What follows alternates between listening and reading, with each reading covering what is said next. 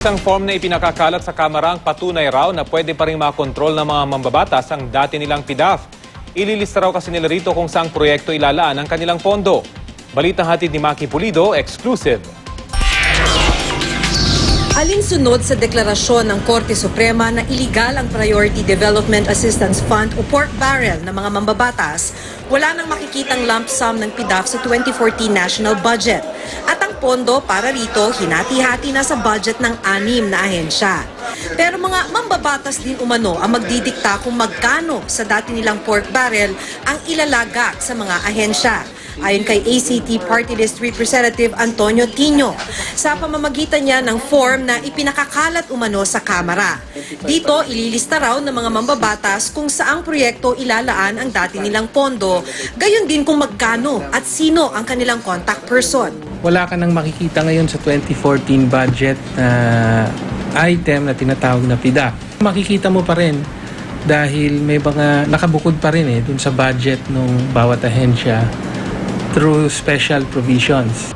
Walang letterhead ang form at walang pirma ng sino man. Pero ayon kay Tino, may basbas umano ito ng House leadership at ng Malacanang. Naging informal.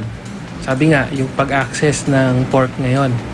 No, mas nakadepende ito sa sa kumbaga unwritten agreement between the executive and the House. Itinanggi ni House Speaker Sonny Belmonte na sa kanya galing ang mga form kung saan maglilista ang mga mambabatas ng mga gusto nilang proyekto. No such form has ever emanated from the Speaker's office.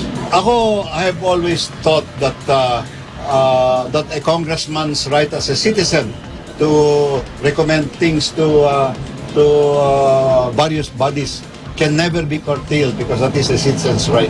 Oo raw at kanya-kanyang diskarte ang mga kongresista para makakuha ng pondo para sa kanilang mga distrito.